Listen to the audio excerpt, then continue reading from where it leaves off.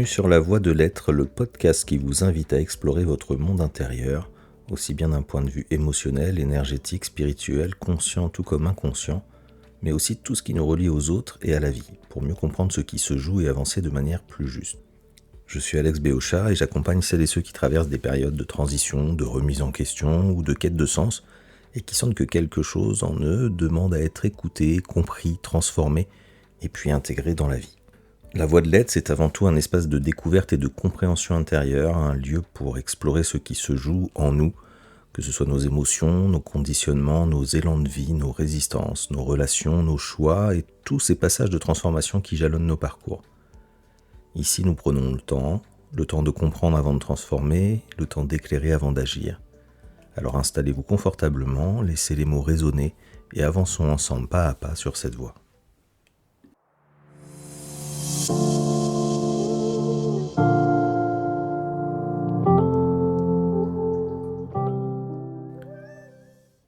Bonjour à toutes et à tous et bienvenue dans ce nouvel épisode de La Voie de l'Être. J'aimerais savoir combien de fois aujourd'hui vous avez dit pardon, ou désolé, ou excuse-moi pour avoir pris trop de place dans une conversation, ou pour avoir demandé quelque chose, pour avoir existé finalement d'une façon qui risquait de déranger l'autre. Alors comme ça paraît anodin et pourtant c'est peut-être le signe de quelque chose de bien plus profond qu'on ne le croit. Vous savez, cette petite voix qui surveille, qui jauge, qui murmure en arrière-plan que vous auriez pu, que vous auriez dû faire autrement. Et cette voix-là, elle a un nom, et ce nom, on le connaît tous, la culpabilité. La culpabilité, on la connaît tous, elle nous connaît peut-être même mieux que nous ne la connaissons d'ailleurs. Alors aujourd'hui, je vous invite à plonger au cœur de cette émotion, l'une des plus universelles, des plus mal comprises peut-être aussi, et des plus silencieusement puissantes de notre vie intérieure. On va lever le voile sur ce qu'elle est vraiment, d'où elle vient, et pourquoi elle s'accroche parfois bien au-delà de ce qui serait utile ou juste pour nous. Parce que la culpabilité, ça peut être aussi une boussole, mais ça peut être une prison. Et la différence entre les deux mérite qu'on s'y arrête vraiment. Alors nous verrons ensemble d'où naît cette voix intérieure qui juge, qui condamne, qui tourne en boucle. On découvrira ses formes cachées, celles qu'on ne reconnaît pas toujours, comme la culpabilité et qui pourtant nous gouverne. On comprendra ce qu'elle protège vraiment et pourquoi parfois elle nuit à ceux qu'on cherche le plus à aimer.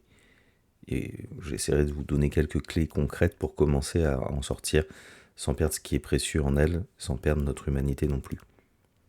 Alors installez-vous confortablement, prenez un carnet si vous le souhaitez. Certaines choses que nous allons traverser ensemble méritent peut-être d'être notées, posées quelque part. Mais surtout laissez-vous guider. Allez, c'est parti, démêlons ensemble les fils invisibles de la culpabilité.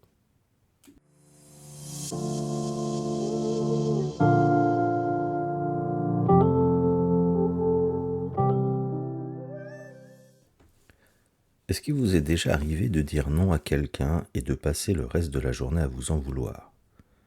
Ou peut-être par exemple aussi vous avez choisi de vous reposer un après-midi, vraiment vous reposer, allongé sur le canapé, et au lieu de ressentir ce doux relâchement que vous méritiez enfin, il y avait cette petite voix insistante, inconfortable, celle qui vous chuchotait, mais tu aurais pu faire quelque chose d'utile à la place. Vous savez, celle qui transforme un moment de détente en un tribunal intérieur. Ou alors vous avez oublié de rappeler quelqu'un, vous n'avez pas répondu à un message, vous avez dit à votre enfant que vous n'aviez pas le temps et vous avez vu dans son regard quelque chose qui vous a serré le cœur. Qui n'a jamais connu ça ? Eh bien en réalité personne, parce que la culpabilité c'est une des émotions les plus universellement humaines qui existent. Elle se glisse partout, dans les petites choses, dans une invitation qu'on décline, dans un anniversaire qu'on oublie, un service qu'on n'a pas rendu, dans les choix du quotidien, manger ce qu'on voulait, partir plus tôt, penser à soi en premier. Et puis il y a aussi les culpabilités plus grandes, celles qui pèsent autrement. La culpabilité par exemple quand on traverse une séparation et qu'on voit la peine de l'autre. Ou encore celle du parent qui regarde son enfant souffrir et qui se demande « mais qu'est-ce que j'aurais pu faire différemment ?» La culpabilité d'un deuil, d'une maladie, d'une décision irréversible prise pour quelqu'un qui ne pouvait pas choisir. Toutes ces culpabilités-là, elles ne passent pas avec une bonne nuit de sommeil, elles s'installent et elles restent. Et puis il y a encore autre chose, une forme peut-être plus diffuse, plus insidieuse aussi. C'est pas une culpabilité liée à un événement précis, c'est plutôt comme une couleur de fond permanente. Par exemple un sentiment de toujours devoir faire plus, ou d'être responsable du bien-être des autres, et parfois même aussi coupable de leur mal-être. ou de ne jamais être tout à fait à la hauteur. Élise, 45 ans, connaît ça par cœur. Chaque soir, avant de s'endormir, elle rejouait mentalement les conversations de la journée. Est-ce que j'ai dit quelque chose de blessant à ma collègue ce matin ? Parce qu'elle m'a semblé distante cet après-midi. C'est peut-être à cause de moi. Et elle cherchait, elle fouillait, elle instruisait le procès de sa journée, seule dans le noir, sans qu'il y ait forcément de faute réelle derrière. En fait, juste cette sensation tenace d'être quelque part en tort. Alors peut-être que vous vous reconnaissez dans quelque chose de tout ça. Et si c'est le cas, et je pense que oui, vu tous les exemples que j'ai pu donner, je veux vous dire quelque chose d'important, tout de suite, dès maintenant au début de l'épisode. Se sentir coupable ne veut pas forcément dire qu'on est coupable. Alors, c'est pas une évidence aussi simple qu'elle en a l'air, parce qu'en fait, quand la culpabilité surgit, elle nous semble tellement convaincante, tellement réelle, un petit peu comme une preuve en elle-même. Je ressens ça, donc j'ai forcément fait quelque chose de mal. Mais en réalité, ce n'est pas parce qu'une alarme sonne qu'il y a un incendie.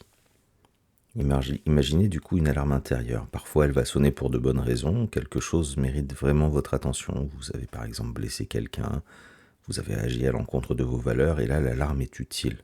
Elle signale, elle appelle à l'ajustement. Mais parfois, cette alarme est mal réglée, elle est trop sensible, et elle se déclenche au moindre frémissement. Elle va sonner quand vous pensez à vous, quand vous posez une limite, quand vous choisissez votre propre repos.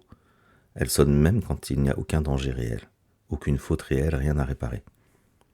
La culpabilité, c'est exactement ça, c'est comme une alarme, utile, oui, et on le verra tout à l'heure, nécessaire même, mais pas toujours bien calibrée et pas toujours en train de vous dire la vérité. C'est un peu ça le cœur de ce qu'on va explorer aujourd'hui. Alors pas pour faire taire la culpabilité à tout prix, parce que ce serait passer à côté de quelque chose d'important, mais plutôt pour apprendre à l'écouter autrement, à distinguer ce qu'elle dit vraiment de ce qu'elle croit dire. Alors d'où vient cette alarme ? Comment est-elle née en nous ? Et pourquoi est-elle parfois si bruyante et si difficile à faire taire ? Parce que si elle est là, si elle sonne aussi souvent, aussi fort et parfois même pour rien, c'est bien qu'elle a été installée quelque part, à un moment, par quelqu'un ou par quelque chose. La culpabilité, elle tombe pas du ciel. Elle ne fait pas partie de notre équipement de naissance comme la faim ou la douleur physique. En réalité, c'est quelque chose de bien plus sophistiqué que ça. Pensez-y un instant. Un nourrisson ne culpabilise pas. Un tout petit, par exemple, qui renverse son verre ne ressent pas de culpabilité. Il regarde le verre, il regarde sa mère, et il ajuste par contre selon ce qu'il voit dans ses yeux. La vraie culpabilité, celle dont on parle aujourd'hui, elle n'apparaît pas avant que l'enfant soit capable d'une chose très précise, c'est-à-dire se voir lui-même du point de vue de l'autre et se demander comment est-ce que je suis perçu ? Est-ce que j'ai déçu ? Est-ce que j'ai blessé ? C'est pour ça que la culpabilité n'est pas une émotion primitive comme la peur ou la colère. Ces réactions immédiates, instinctives et câblées dans des zones peut-être les plus archaïques de notre cerveau. En fait, non, la culpabilité, c'est plutôt une émotion sociale, une émotion de lien. Elle va nécessiter une conscience de soi, une capacité d'empathie, un regard intérieur sur ses propres actes. Elle est d'une certaine façon, on pourrait dire presque une émotion évoluée.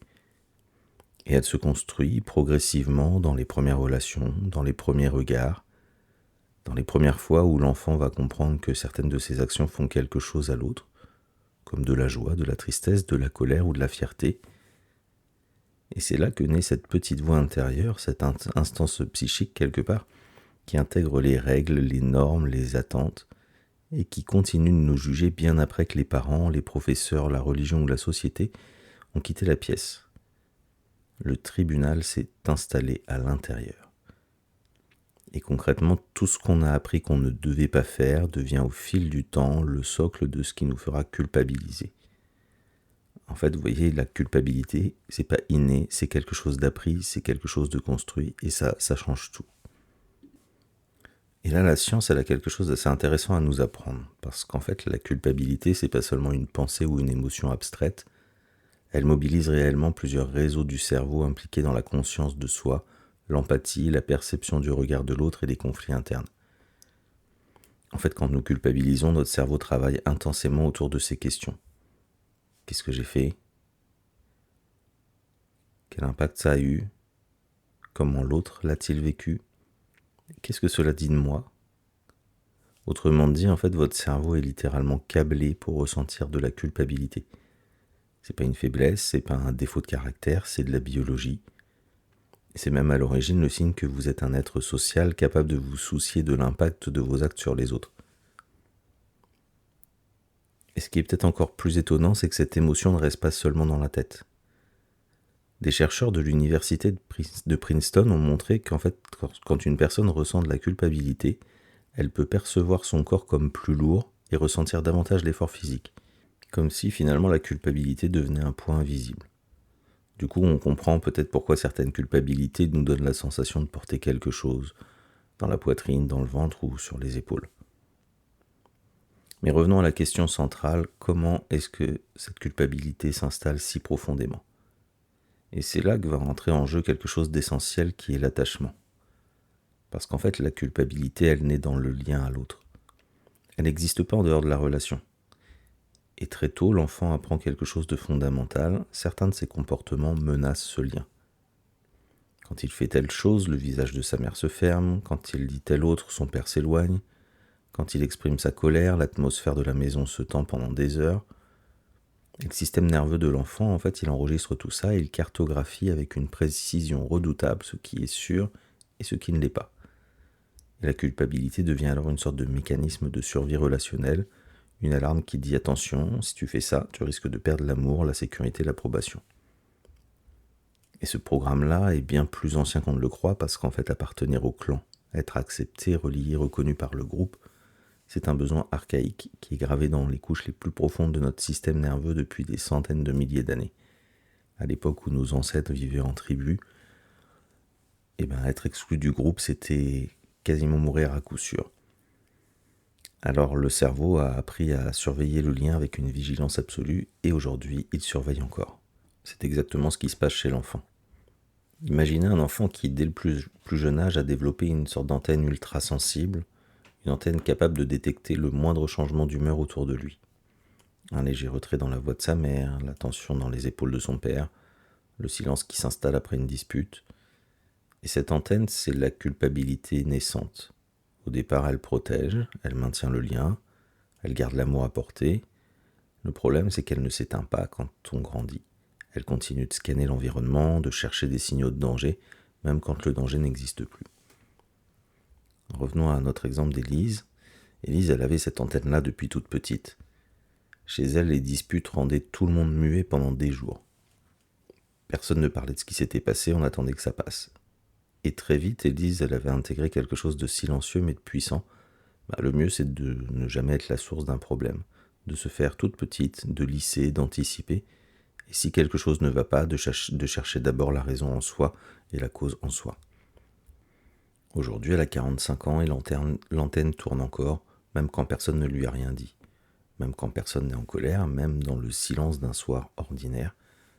Et ce réflexe de toujours chercher la faute en soi avant même qu'on ne l'accuse de quoi que ce soit, c'est un peu ça la culpabilité chronique dans sa forme la plus silencieuse. C'est pas une culpabilité qui est liée à un acte précis, c'est une sorte de culpabilité de posture, de fond, qui s'est installée si tôt qu'elle est presque devenue invisible, comme si elle était devenue normale. Mais la culpabilité, elle ressemble pas toujours à ça.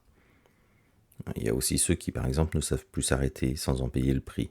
Dès qu'ils s'assoient, dès qu'ils soufflent ou dès qu'ils choisissent de ne rien faire, il y a une voix qui se dresse aussitôt et qui leur fait la liste de tout ce qu'ils devraient être en train de faire à la place de se reposer.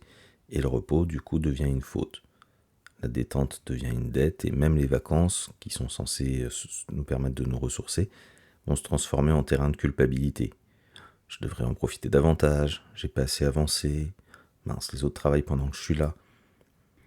Là aussi, on est sur une forme de culpabilité chronique qui a décidé que le droit de souffler, de se reposer, devait d'abord se mériter.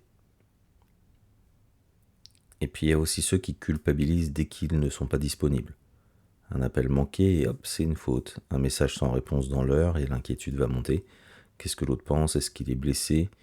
Alors tout ça c'est inconscient bien sûr, et ils jonglent en permanence entre plusieurs personnes, plusieurs attentes, plusieurs besoins, et ils se sentent coupables envers chacune d'elles dès qu'ils accordent du temps à une autre. Un peu comme s'ils devaient être partout à la fois pour ne jamais avoir à culpabiliser nulle part. Alors vous voyez, ces visages sont très différents les uns des autres, et pourtant ils parlent tous de la même chose, une culpabilité qui ne répond plus à un acte précis, mais qui s'est installée comme une façon d'être au monde. permanente, diffuse, comme un programme toujours là, même quand il n'y a rien à réparer, même quand personne ne demande rien. Et si cette culpabilité elle est si tenace, c'est souvent parce qu'elle s'accroche là où l'amour est le plus fort. Et c'est là qu'il y a quelque chose, je trouve, d'important à comprendre et à accueillir avec beaucoup de douceur, c'est que plus l'attachement est fort, plus la culpabilité peut être intense. C'est pas un défaut, en fait, c'est le prix de l'amour d'une certaine façon. On culpabilise le plus envers ceux qui comptent le plus, envers nos enfants, nos partenaires, nos parents, nos amis proches, ou envers un animal qu'on aime. La culpabilité, elle naît rarement dans le vide, en fait elle se construit dans le regard de l'autre et dans notre besoin profond, viscéral d'être lié à l'autre. Et au départ, cette culpabilité, elle avait même une fonction très précieuse parce que oui, en fait, elle peut être utile, elle peut être saine et elle peut être, comme je vous le disais tout à l'heure, une vraie boussole. Le problème, ce n'est pas qu'elle existe, c'est ce qu'elle va devenir parfois.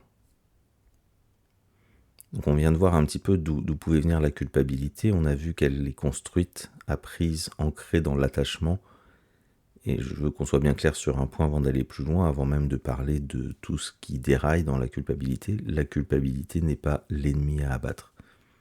Ce serait vraiment une erreur de la diaboliser entièrement parce qu'à l'origine, dans sa forme saine, ou en tout cas dans sa forme juste, elle remplit une fonction précieuse et même indispensable. Parce qu'imaginez un monde sans culpabilité, un monde où personne ne ressent jamais cet inconfort d'avoir blessé quelqu'un, après avoir trahi une confiance, après avoir agi à l'encontre de ses propres valeurs. En fait, ce serait un monde sans empathie opérationnelle, un monde où les erreurs ne donnent finalement lieu à aucune réparation, où les relations se brisent sans que personne ne cherche à recoller les morceaux. Donc vous voyez, la culpabilité saine, c'est celle qui nous protège réellement. Concrètement, voilà ce qu'elle fait dans sa version la plus juste. Elle va signaler un écart. Un décalage, par exemple, entre ce que j'ai fait et ce qui compte vraiment pour moi. Elle dit simplement, clairement, attention, là, il y a quelque chose qui ne s'aligne pas ici. Et elle ne le fait pas pour nous punir, pas pour nous condamner, mais juste pour nous ramener à nous-mêmes, à nos valeurs et à la personne qu'on veut être dans nos relations. En fait, c'est un petit peu une boussole morale. Et comme toute boussole, elle ne sert pas à rester immobile. Elle sert à se remettre en mouvement dans la bonne direction. Prenons l'exemple de Thomas, 38 ans. Il est très attaché à ses amis depuis toujours. Un soir, il réalise qu'il a complètement oublié l'anniversaire de son meilleur ami. Il ne lui a pas envoyé un seul message, pas un appel, rien du tout. Et là, il y a quelque chose qui se serre à l'intérieur de lui, une vraie gêne qui arrive, un inconfort qu'il ne peut pas ignorer. La culpabilité s'est allumée et elle fait exactement ce pourquoi elle est prévue, c'est-à-dire qu'elle lui dit simplement « Hey, dis donc Thomas, cette amitié elle compte pour toi, et là, tu n'as pas été au rendez-vous. » Alors Thomas prend son téléphone, il appelle, il s'excuse vraiment, pas juste pour se débarrasser du malaise, et il propose de fêter ça quand même avec du retard, et son ami accepte, touché par le geste. Et le lien se répare, et quelque part, peut-être même il se renforce. En fait, la culpabilité a sonné, Thomas a entendu, il a agi, et du coup, elle s'est éteinte. C'est ça, quelque part, la culpabilité utile. Et elle a 4 caractéristiques que je veux vous donner parce qu'elles vont vous servir plus tard pour faire le tri. Déjà, elle est temporaire. Elle va passer une fois que la réparation est faite. Elle est ciblée, c'est-à-dire qu'elle va concerner un acte précis, pas votre valeur en tant que personne, mais un acte précis. Elle est orientée vers l'action, c'est-à-dire qu'elle nous pousse à faire quelque chose de concret. Et elle est proportionnelle, c'est-à-dire que son intensité est cohérente avec l'impact réel de ce qui s'est passé. La culpabilité saine va mener vers la responsabilité. La responsabilité va permettre de regarder en face et de se demander mais maintenant qu'est-ce que je fais, maintenant que j'ai accueilli quelle était ma part, qu'est-ce que je fais. En fait la responsabilité elle est tournée vers l'avenir, elle est active, elle est concrète. Et la culpabilité saine, en fait, elle crée le mouvement vers cette responsabilité. C'est pas une finalité en soi, la culpabilité, c'est plutôt le signal qui va déclencher une réponse juste. Imaginez le voyant d'une voiture, le petit témoin lumineux qui s'allume sur le tableau de bord. Il ne clignote pas pour vous punir d'avoir conduit. Il ne vous condamne pas non plus. En fait, il signale qu'il y a quelque chose à regarder, il attire votre attention. Et puis vous regardez, vous comprenez de quoi il s'agit, vous agissez en réparant, et le voyant s'éteint. Et c'est exactement ça, la culpabilité dans sa version saine. Elle s'allume, elle pointe quelque chose, et une fois que vous avez répondu, mais répondu réellement, eh bien elle s'éteint. Et ce voyant s'allume d'autant plus fort là où l'attachement est le plus profond, comme on l'a vu tout à l'heure. Encore une fois, on culpabilise le plus envers ceux qui comptent le plus pour nous, envers ce qui nous tient à cœur aussi, envers les valeurs auxquelles on est profondément attaché. Et ça, c'est même une belle chose, c'est en fait la trace de l'amour, c'est la marque de l'humanité. Et voilà, en fait, ce qui se passe parfois, c'est que le voyant ne s'éteint plus, il clignote encore et encore, même après qu'on ait regardé, même après d'avoir réparé, même quand il n'y a plus rien à réparer du tout. Et il continue, il s'emballe, il s'affole, il devient un fond sonore permanent d'une vie entière. Et là, la boussole qui nous servait au départ se dérègle et la culpabilité cesse de nous guider et elle va commencer à nous enfermer. Et elle peut dérailler de plusieurs façons. Alors certaines vont être visibles, d'autres vont être beaucoup plus silencieuses, beaucoup plus insidieuses. La première, et c'est peut-être celle qu'on reconnaît le moins facilement parce qu'elle ne ressemble plus vraiment à de la culpabilité ordinaire. En réalité, il y a une sorte de glissement qui se produit parfois, presque imperceptiblement. On passe de « j'ai fait quelque chose de mal » à « je suis quelque chose de mauvais ». C'est plus l'acte qui va être en cause, c'est pas ce qu'on a fait, ça va devenir l'identité tout entière. Ce n'est plus j'ai raté ça, c'est je suis raté. Et là, on n'est plus dans la culpabilité, on est dans quelque chose de bien plus profond, bien plus sombre, on est dans ce qu'on appelle la honte. Et la chercheuse Brené Brown a passé plus de 20 ans à étudier ça, entre autres, et ce qu'elle a découvert va un peu à l'encontre de ce qu'on pourrait croire. Parce qu'on pourrait penser que plus on se sent mal, plus on est motivé à changer. Sauf que ces recherches, elles montrent quelque chose de très différent. La culpabilité, c'est-à-dire j'ai fait quelque chose de mal, va être orientée vers l'acte. Et elle est constructive parce qu'elle pousse à réparer, à changer, à aller vers l'autre. La honte, en revanche, je suis quelqu'un de mauvais, elle est orientée vers l'identité entière. Et elle, en fait, elle ne va pas pousser à réparer. Elle va pousser à se cacher, à fuir, à disparaître. Et Brené Brown a même montré que la honte est corrélée à la dépression, à l'anxiété, au comportement d'évitement, mais pas du tout au changement, même jamais au changement.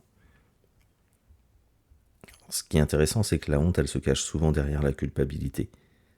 Elle a besoin de ce silence pour survivre, et en fait, c'est un peu ce que Brown appelle la condition de vie. On croit culpabiliser d'un acte précis, alors qu'en réalité, c'est notre valeur entière qui est en procès. Et ça, c'est pas la même chose, et c'est vraiment pas non plus le même chemin pour s'en sortir. Alors voilà une des premières questions à se poser la prochaine fois que la culpabilité surgit, c'est est-ce que je ressens quelque chose à propos de ce que j'ai fait ou à propos de ce que je suis? Et là, ça va faire vraiment toute la différence. Une deuxième façon dont la culpabilité déraille quelque part, c'est qu'elle porte ce qu'on appelle des valeurs qui ne sont pas vraiment les nôtres.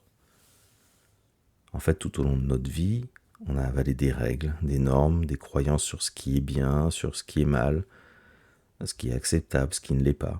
Alors, certaines venaient de nos parents, d'autres venaient de l'école, de la religion, de la société, de la culture dans laquelle on a grandi.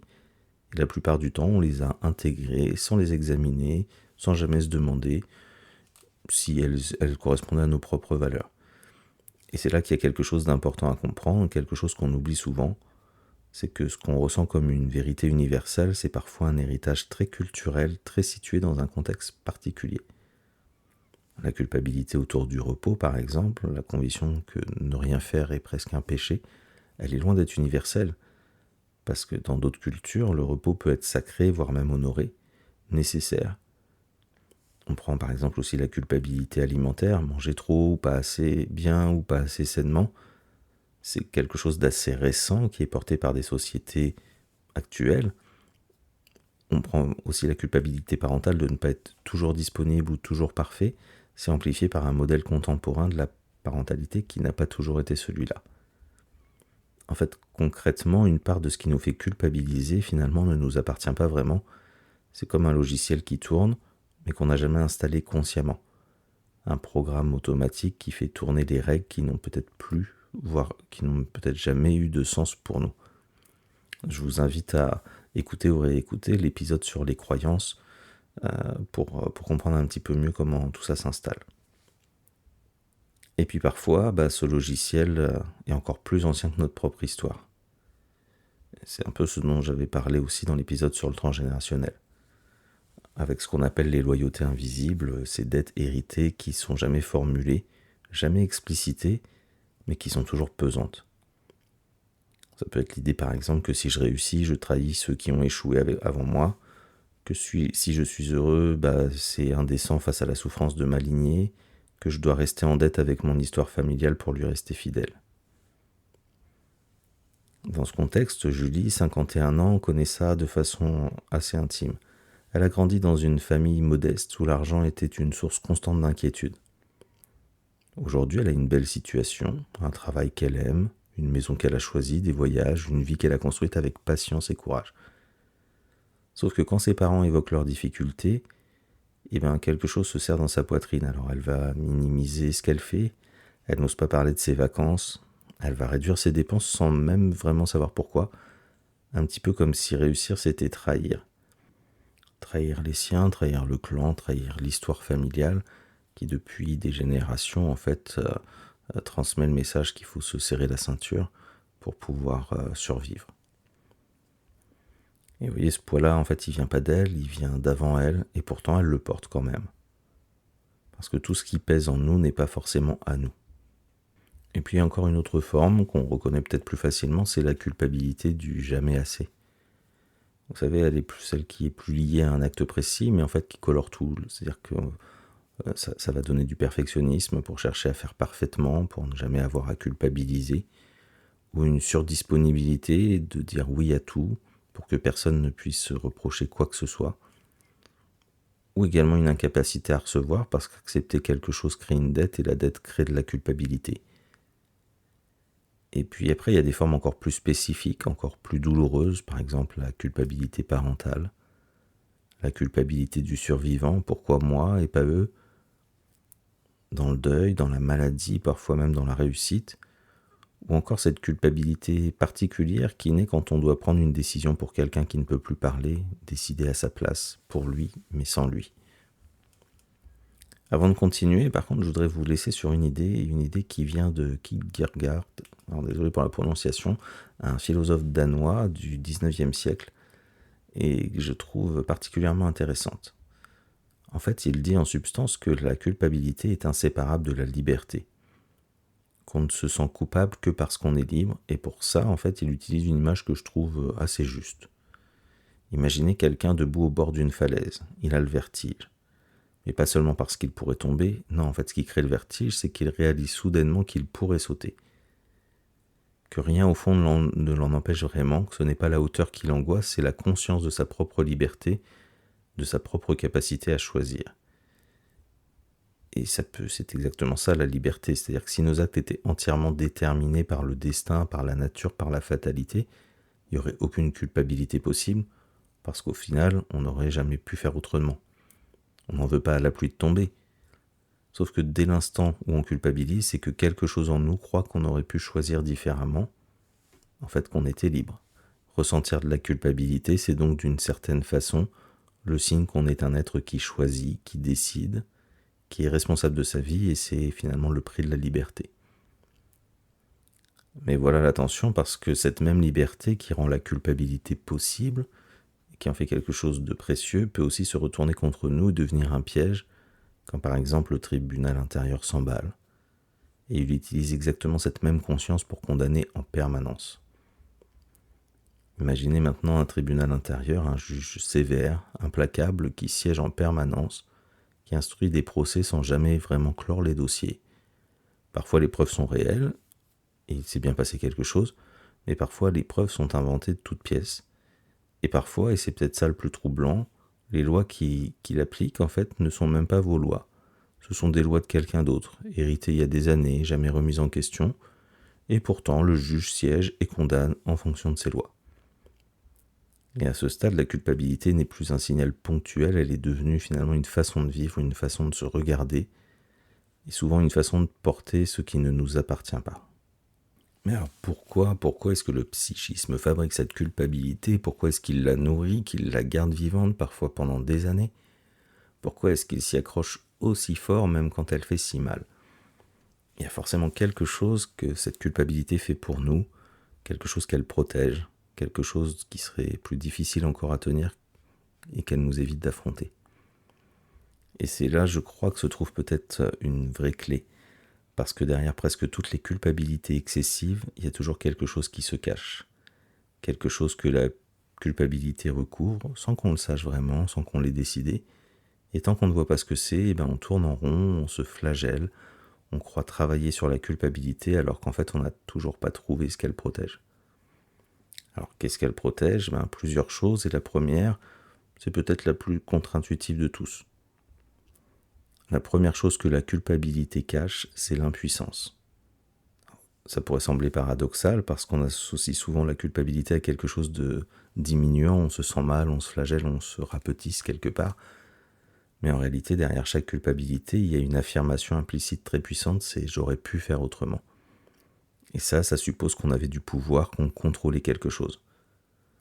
En fait, la culpabilité, elle va préserver une illusion de maîtrise. Même douloureuse, même destructrice, en fait, elle maintient l'idée qu'on était aux commandes, que si ça s'est mal passé, c'est qu'on a fait une erreur, un mauvais choix. Et si on a fait une erreur, c'est qu'on aurait pu ne pas la faire, donc en fait, on avait le contrôle.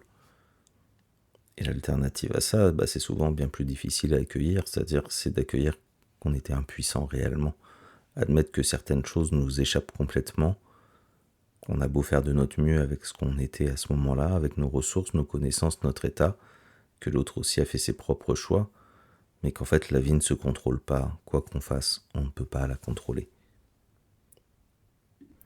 Et ça, c'est insupportable quelque part. Alors le psychisme va préférer inconsciemment se charger d'une faute imaginaire plutôt que de tenir l'intenable d'une absence de contrôle. Préférer dire qu'on est coupable plutôt que de dire j'avais pas la possibilité de faire autrement. Imaginez que vous appreniez que un de vos meilleurs amis en fait est en dépression profonde depuis plusieurs mois, mais qui ne vous avait rien dit, il l'avait caché.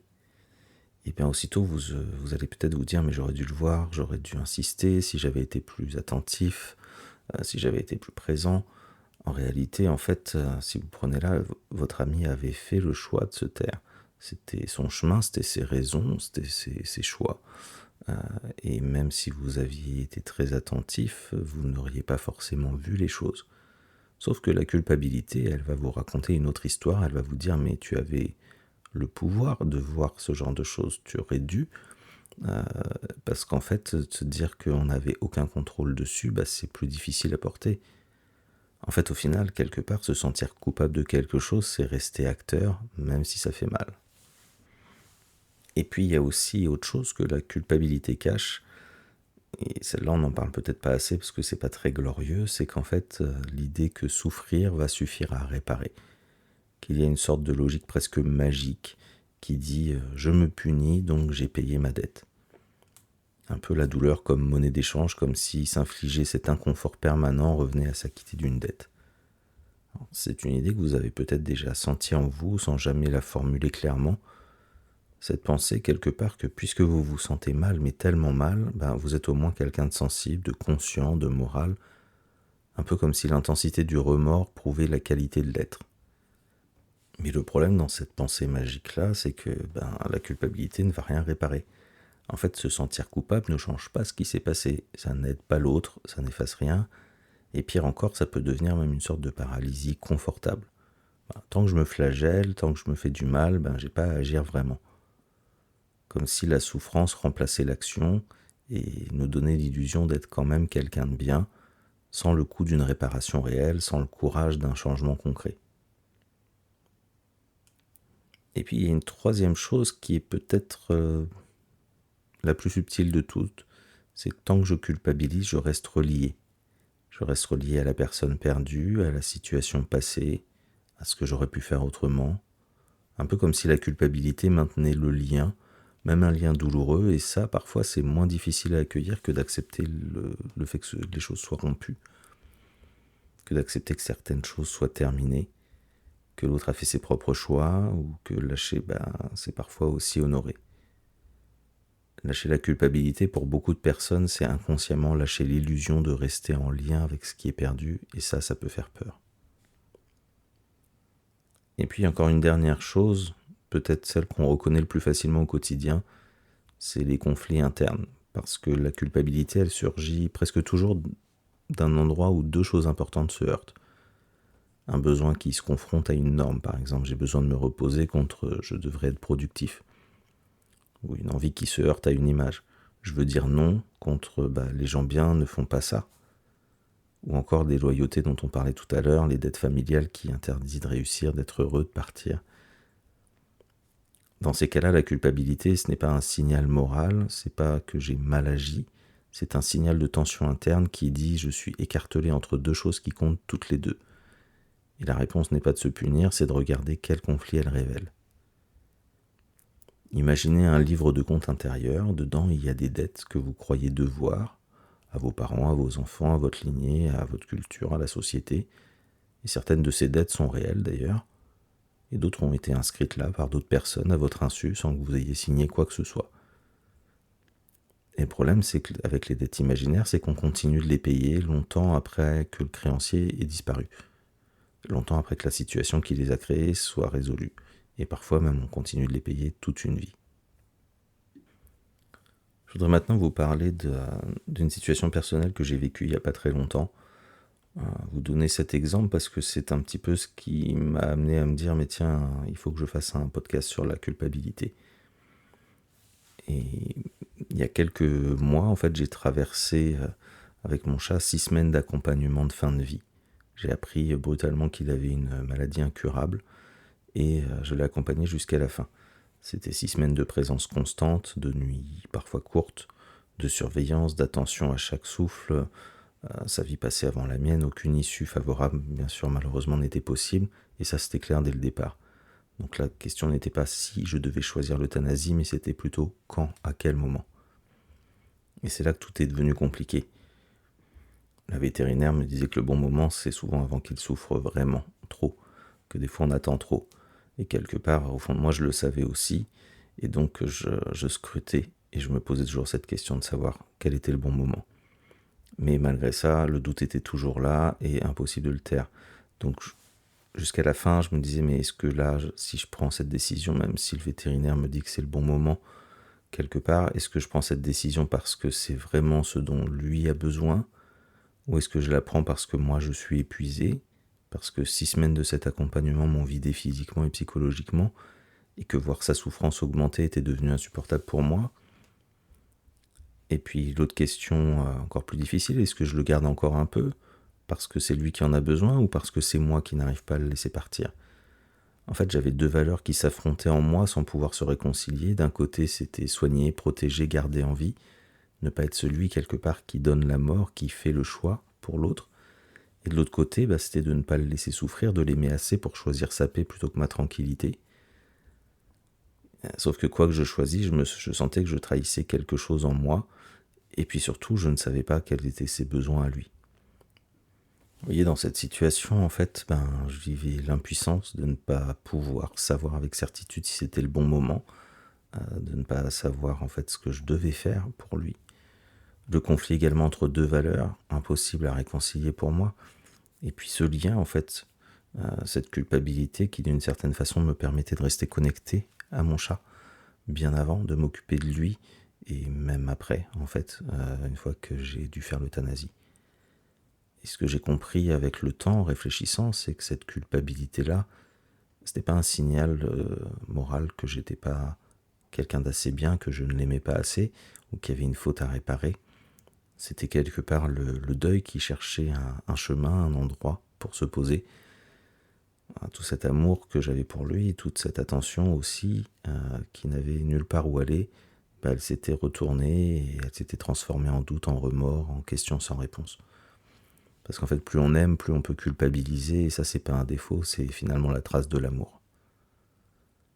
La culpabilité, elle protège souvent de quelque chose de bien plus douloureux qu'elle-même. Elle protège l'impuissance, elle protège la perte, l'incertitude, le conflit intérieur. En fait, c'est une réponse à une douleur plus profonde. Et c'est pourquoi la simple décision de ne plus culpabiliser, ça fonctionne jamais vraiment. Parce qu'en fait, il faut aller voir ce que la culpabilité protège. Après, il y a quelque chose dont je veux encore parler, qu'on n'a pas dit, qui me semble important, c'est que la culpabilité ne fait pas souffrir seulement celui qui la porte. La culpabilité, on a vu, ça ressemble à de l'amour, ça ressemble à de la conscience, à de l'attention, à quelqu'un qui tient vraiment à l'autre, aux autres. Et c'est exactement pour ça qu'elle peut être si difficile à voir. Mais elle peut parfois blesser précisément ceux qu'elle prétend protéger. Et voilà pourquoi la culpabilité, quand elle devient chronique, quand elle déborde, elle va centrer la relation plutôt sur celui qui culpabilise, sur ses propres remords, sur sa dette, sur son besoin d'absolution. Et pendant ce temps-là, l'autre va reculer dans l'ombre, il attend et il gère. En fait, en réalité, la culpabilité, c'est une émotion fondamentalement autocentrée. Elle regarde l'autre, mais en fait, elle ne voit qu'elle-même. Et ce qui aide vraiment quelqu'un dans n'importe quelle relation, c'est exactement ce que la culpabilité empêche, c'est d'être suffisamment libre intérieurement pour regarder vraiment ce dont l'autre a besoin, sans que ce regard soit brouillé par sa propre valeur. Et ça, on peut le voir de près dans toutes nos relations. Je vais vous donner plusieurs exemples. On va commencer par la relation, par exemple, parent-enfant. Et c'est peut-être là d'ailleurs que la culpabilité fait le plus de dégâts, précisément parce que l'amour y est le plus fort et le plus inconditionnel. Pensez à ces parents qui traversent une séparation, et je sais de quoi je parle, je l'ai vécu aussi, où la culpabilité s'installe presque immédiatement. J'ai brisé la famille, mes enfants vont en souffrir, c'est de ma faute. Et pour compenser, pour racheter, pour atténuer ce poids, alors que ce soit conscient ou non, certains parents commencent à donner, beaucoup donner. Des cadeaux, des sorties, des écrans, des permissions. Il n'y a plus de règles, il n'y a plus de limites. Chaque week-end peut devenir une fête, chaque refus devient impossible à tenir. On essaie de combler en fait cette souffrance qu'on pense avoir donnée. Ça peut être le père, par exemple, qui voit ses enfants une semaine sur deux, qui ne leur dit jamais non, pas parce qu'il ne s'est pas posé de limite, mais parce que chaque fois qu'il essaye quelque chose en lui dit t'as déjà assez abîmé les choses, leur enlève pas en plus ça. Alors il cède, il va offrir, il va compenser. Mais voilà, ce que l'enfant ressent vraiment, en fait, souvent sans pouvoir le formuler, il n'y a pas un père, il a un ami généreux qui a peur de le décevoir. Et quelque part, au fond de lui, même s'il est content d'avoir un peu ce qu'il veut, d'avoir moins de contraintes, ça l'inquiète parce qu'un enfant, il a besoin de sentir que l'adulte en face de lui, il est solide, qu'il peut tenir une limite, et que son amour ne dépend pas de la permission accordée. En fait, la culpabilité du parent va le priver de ça, et l'enfant, lui, grandit sans les repères dont il pouvait avoir besoin. Un deuxième mécanisme au niveau de la relation parent-enfant qui est des fois encore un peu plus insidieux, c'est la culpabilité qui empêche l'enfant au final de prendre ses propres responsabilités. Prenons Sophie, qui en est l'exemple parfait. Quand sa fille oublie son cahier à la maison, Sophie fait demi-tour pour le rapporter à l'école. Quand son fils a un conflit avec un camarade, Sophie appelle la mère de l'autre enfant. Quand les notes baissent, Sophie s'assoit à côté de lui chaque soir pour faire les devoirs, presque à sa place. En fait, elle croit l'aider, en réalité, elle protège sa propre culpabilité. Parce que voir son enfant souffrir, même d'une petite frustration, même d'une conséquence méritée, ça déclenche en elle un sentiment insupportable. Si ça va mal pour lui, c'est de ma faute. Alors elle intervient tout le temps, elle court-circuite, elle répare même des fois avant même que la difficulté ait eu lieu, voilà, pour faire son travail. Sauf que la difficulté, c'est précisément là que l'enfant grandit. C'est en oubliant son cahier et en assumant les conséquences qu'il apprend la responsabilité. C'est en traversant un conflit avec un ami qu'il développe ses propres ressources relationnelles. C'est en échouant à un contrôle et en recommençant qu'il découvre la persévérance.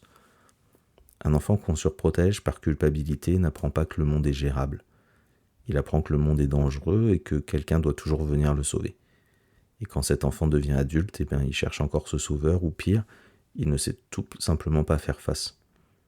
Et puis il y a autre chose aussi dans une relation qui peut être un peu plus subtile, c'est par exemple la culpabilité d'un parent qui peut faire sentir l'enfant coupable d'aller mal.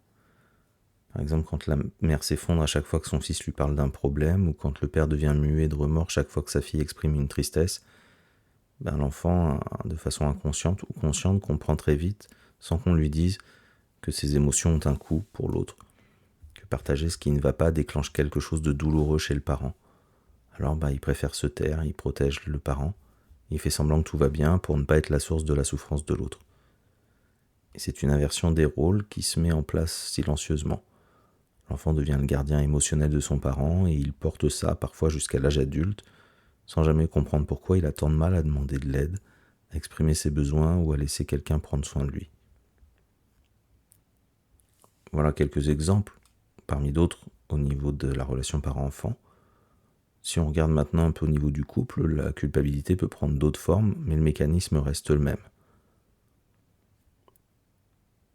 Thomas ne saurait pas dire précisément de quoi il culpabilise. En fait, c'est une conviction de fond diffuse, installée depuis longtemps. En tout cas, une sensation qu'il n'est jamais assez présent, jamais assez attentif, jamais vraiment à la hauteur. Alors il compense tout le temps, il dit oui à tout, il efface ses propres désirs, ses préférences, ses besoins. Il va jusqu'à disparaître finalement dans la relation pour que l'autre n'ait jamais rien à lui reprocher. Et sa partenaire, Léa, au début trouvait ça touchant. Et puis quelque chose a changé. Chaque fois qu'elle exprimait une insatisfaction, même petite, même formulée avec douceur, Thomas s'effondrait aussitôt. Il lui disait « Tu as raison, je suis désolé ». Et Léa se retrouvait à gérer ses remords à lui, au lieu d'être entendue dans ce qu'elle vivait. Alors elle a arrêté de dire la vérité, elle s'est mise à s'auto-censurer, à sourire quand elle n'en avait pas envie, et elle se sentait seule dans son couple. Alors pas parce que Thomas était absent, parce qu'il était tout le temps là, mais parce qu'on ne peut pas vraiment rencontrer quelqu'un qui n'existe plus vraiment en face de vous, qui s'efface à chaque fois. L'intimité a besoin de deux personnes, pas juste d'une personne et de son ombre. Et puis vous avez aussi des couples qui restent ensemble uniquement par culpabilité. L'un des deux sent depuis longtemps que quelque chose est terminé, que l'amour s'est transformé en habitude ou en cohabitation douce, sauf que l'idée de partir déclenche quelque chose d'insupportable. Quand même, après tout ce qu'on a traversé, après tout ce qu'il a fait pour moi, je vais lui faire du mal. Alors on reste, on fait bonne figure, on continue. Sauf que l'autre, celui pour qui on reste, il le sent indirectement. Il ne sait pas toujours mettre des mots dessus, mais il ressent que quelque chose est plus absent dans le regard, ou une légère retenue dans les gestes. Il vit dans une relation dont il ignore qu'elle est déjà finie. Et lui continue de construire des projets, un désespoir, un futur, sur un sol au final qui s'est effondré sous les pieds déjà de l'autre. Rester par culpabilité, c'est priver l'autre de la vérité dont il aurait besoin pour vivre sa propre vie. C'est lui enlever ça. Et puis il y a une autre forme aussi qui est peut-être plus difficile à identifier parce qu'elle part d'une bonne intention. On va prendre Franck qui a traversé 6 mois difficiles au travail. 6 mois pendant lesquels il n'était plus vraiment là. Les dîners annulés, les week-ends sur l'ordinateur, les soirées où sa partenaire attendait qu'il rentre.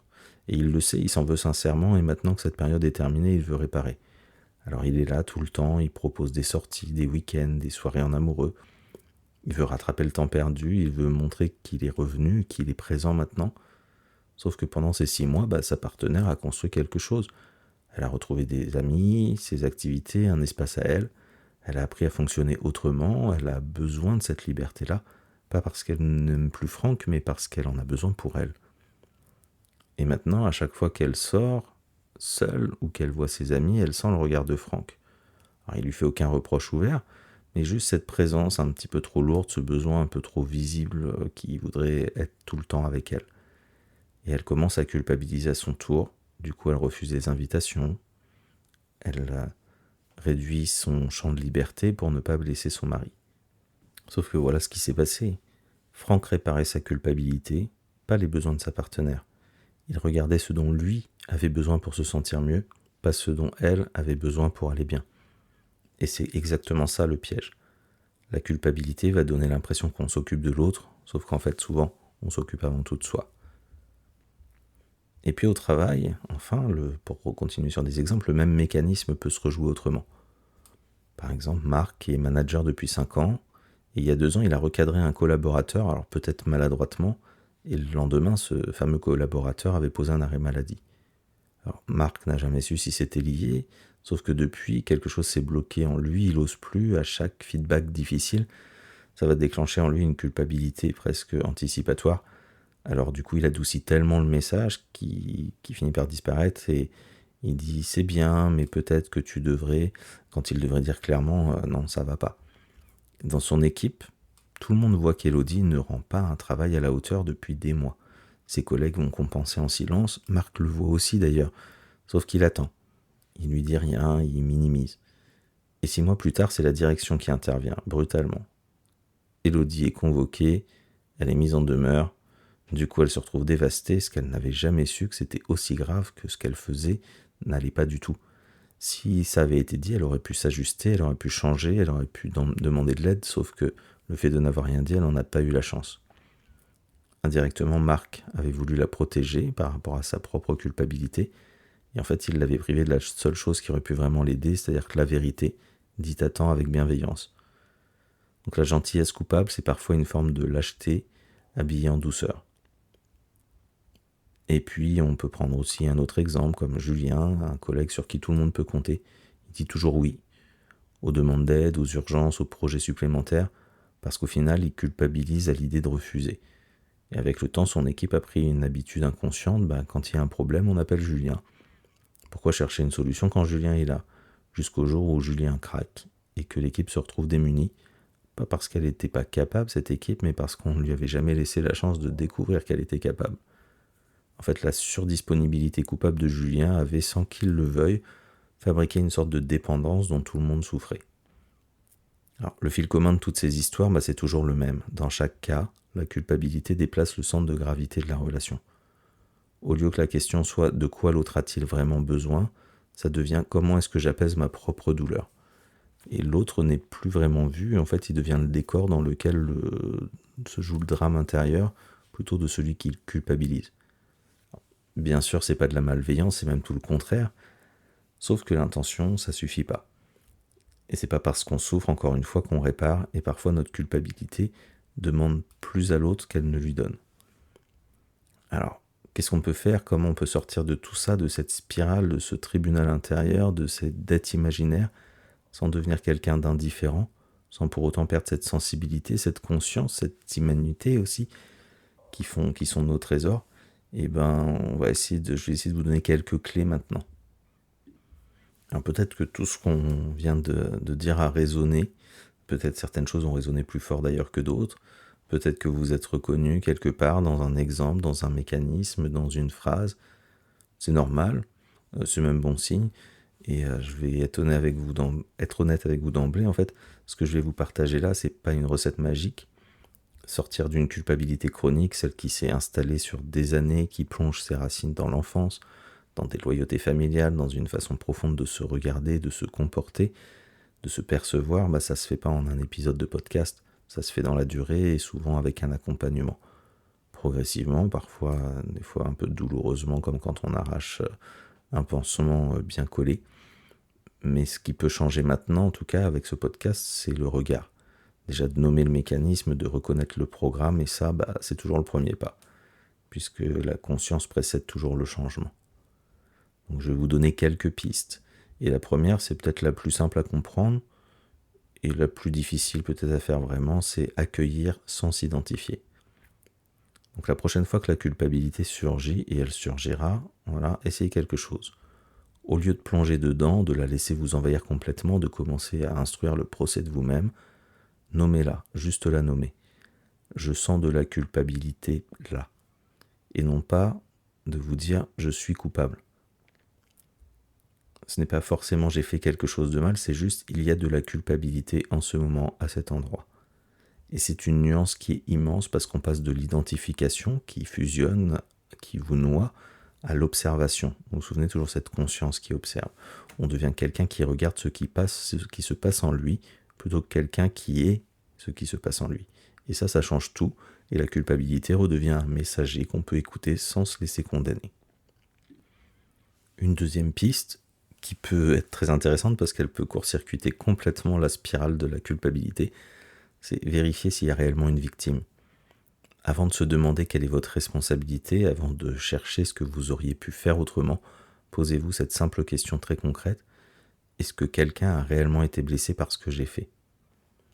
Parce que beaucoup de culpabilités chroniques n'ont au final aucune victime réelle.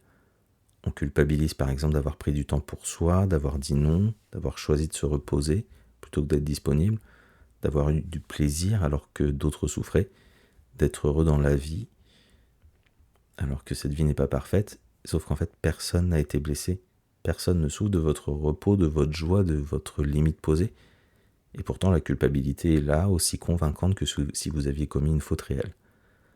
Donc cette question, y a-t-il réellement quelqu'un qui a souffert de ce que j'ai fait, peut parfois désamorcer des spirales entières en quelques secondes, parce que si la réponse est non, alors ce que vous entendez, c'est pas la voix de la conscience, c'est la voix d'un programme, et ces deux choses ne méritent pas la même réponse. Une troisième piste, c'est d'évaluer sa responsabilité réelle. Quand il y a bien eu quelque chose, et qu'il y a bien eu une victime, entre guillemets, en tout cas quelque chose qui a été fait, un acte, une situation, quelqu'un qui a été touché, la question juste, c'est pas qu'est-ce que j'aurais dû faire, mais plutôt qu'est-ce qui dépendait réellement de moi, de reprendre ses propres responsabilités. Pas ce qu'on aurait aimé contrôler, pas ce qu'on aurait aimé vouloir faire, ce qu'on pouvait objectivement faire, avec les ressources qu'on avait, l'état dans lequel on était, les informations disponibles à ce moment-là. Et là, ça demande de l'honnêteté, de ne pas se cacher derrière des choses, de prendre vraiment ses responsabilités.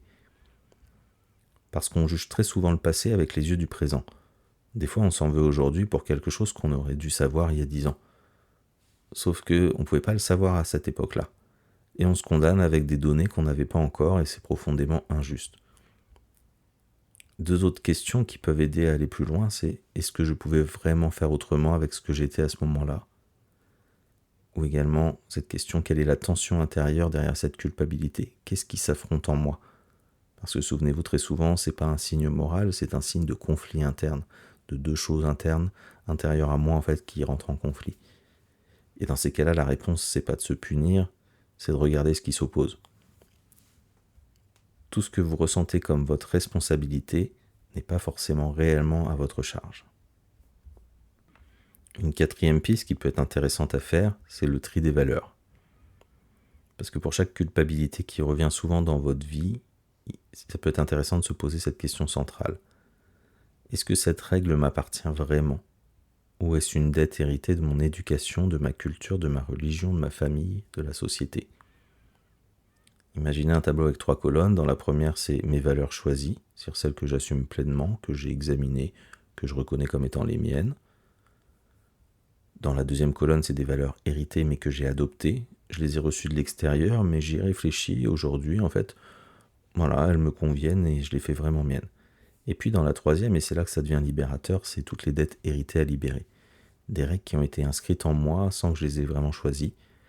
Des obligations qui appartiennent à quelqu'un d'autre, à un autre temps, à un autre contexte et qui me pèsent. Et ces dettes-là, on peut les rendre respectueusement, avec gratitude, parfois pour ce qu'elles ont protégé aussi, mais en fait l'idée c'est de les rendre quand même. Une cinquième piste, c'est de distinguer ce qui est réparable de ce qui ne l'est pas. Si vous avez réellement blessé quelqu'un et que c'est réparable, eh bien agissez.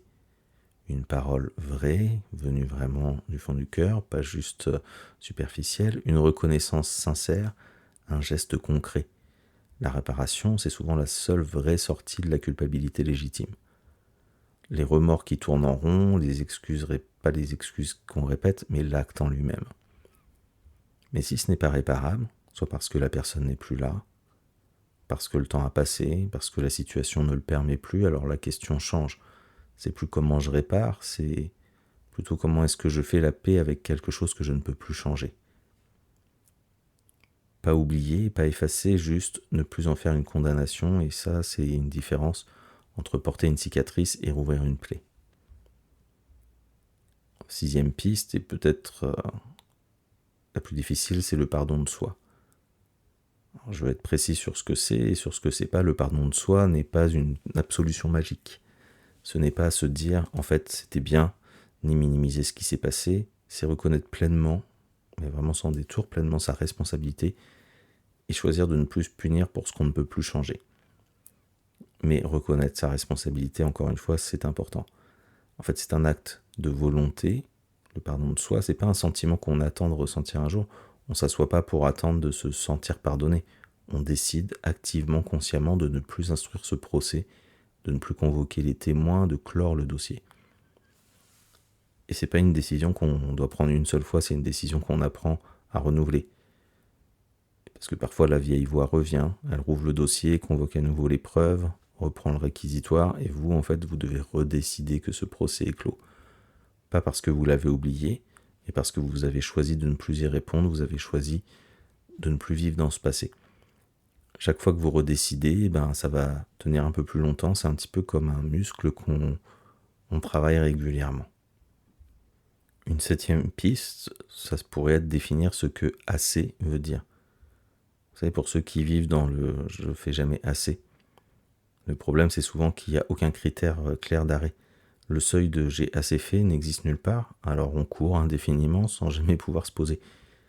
L'exercice concret, c'est avant d'entrer dans une situation qui génère habituellement de la culpabilité, décider à l'avance de ce que faire assez veut dire dans ce contexte précis. J'ai répondu à ces messages dans la journée, c'est assez. J'ai été présent pendant le repas, c'est assez. J'ai fait mon travail du mieux que je pouvais, c'est assez. En fait, mettez un seuil. Et même si la culpabilité arrive, et elle va arriver souvent, elle va passer aussi, parce que vous avez mis une limite, donc vous savez que vous avez répondu aux besoins. 8e piste, réhabiliter ses propres besoins. La culpabilité chronique, elle repose presque toujours sur une croyance de fond, silencieuse mais puissante, que mes besoins sont moins légitimes que ceux des autres. Mon repos compte moins, mon envie compte moins, mon bien-être compte moins. Alors essayez quelque chose de simple. La prochaine fois que vous êtes un peu sévère entre vous, par rapport à vous-même, que vous vous dites tu aurais dû faire mieux, tu n'as pas fait assez, posez-vous cette question. Est-ce que je dirais ça à quelqu'un que j'aime vraiment, à un ami proche, à votre enfant, à quelqu'un pour qui vous avez de la tendresse ? Eh bien non, vous ne lui diriez pas ça. Vous seriez beaucoup plus doux, beaucoup plus compréhensif, beaucoup plus patient. Et vous méritez au minimum ce que vous offrez aux autres. Une 9e piste serait d'apprendre à tolérer le mécontentement des autres. Parce que souvent, il y a beaucoup de choses qui se jouent là. Si je ne peux pas supporter que l'autre soit déçu, que ma mère soit contrariée, que mon ami soit froissé, que mon équipe soit inconfortable, eh bien je deviens l'otage des humeurs des autres, des besoins des autres, et je ne prends plus de décisions librement. Je gère les réactions des autres avant même d'avoir choisi pour moi.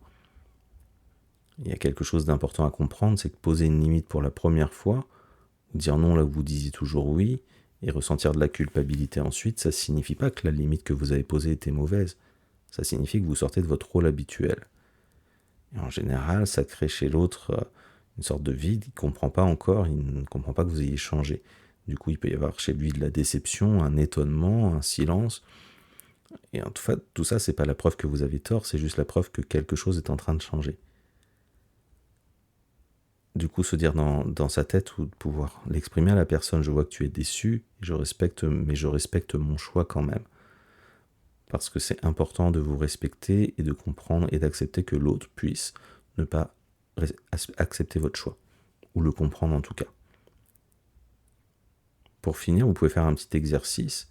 Alors c'est pas une piste supplémentaire, mais c'est plutôt une image en fait à garder, pas vraiment un exercice, une image. On se souvient que la science nous a montré que la culpabilité ne pèse pas seulement au sens figuré, qu'elle crée finalement dans le corps et dans le cerveau une sensation physique d'un ressenti d'un poids réel. Quelque chose sur les épaules, quelque chose qui alourdit la démarche. Alors voilà ce que je vous propose, c'est fermer les yeux une seconde si vous le pouvez, et imaginez que vous portez un sac à dos. Un sac que vous portez depuis longtemps, depuis peut-être des années, des dizaines d'années, un sac que vous avez oublié que vous portiez tellement il fait partie de vous. Imaginez maintenant que vous le posiez au sol, doucement, juste le poser là devant vous, et vous regardez ce qu'il y a dedans. Il y a des pierres, et certaines vous appartiennent, des choses que vous avez faites, des décisions que vous assumez pleinement, des réparations qui sont peut-être encore à faire, d'autres qui sont déjà faites. Vous les reprenez, ce sont les vôtres. Et puis il y a les autres, les pierres héritées, celles qu'on vous a données sans vous demander, les dettes de votre lignée, les normes d'une culture, les attentes de quelqu'un d'autre. Celles-là, vous les laissez là, au sol, respectueusement, sans violence. Juste, vous ne les reprenez pas. Et vous remettez le sac sur vos épaules. Il est maintenant plus léger. Il n'est pas vide, mais il est plus léger. Et quelque chose dans votre corps le sait avant même que votre tête ait eu le temps de le comprendre. Tout ce qui pèse en vous n'est pas forcément à vous. Et poser ce qui ne vous appartient pas, c'est peut-être l'acte de liberté le plus profond et le plus important qui soit. Élise, de son côté, a commencé par quelque chose de tout petit. Chaque soir, avant de s'endormir, au lieu de rejouer les conversations de la journée, elle se posait une question différente. Qu'est-ce que j'ai fait aujourd'hui qui était bien, même si ce n'était pas parfait ? Elle ne faisait pas ça pour se convaincre d'être irréprochable, mais juste pour commencer à nourrir une autre voix. Celle qui dit « c'était assez, tu as fait de ton mieux ». C'est assez. Et ça, c'est peut-être pas grand-chose, mais ça peut faire vraiment la différence.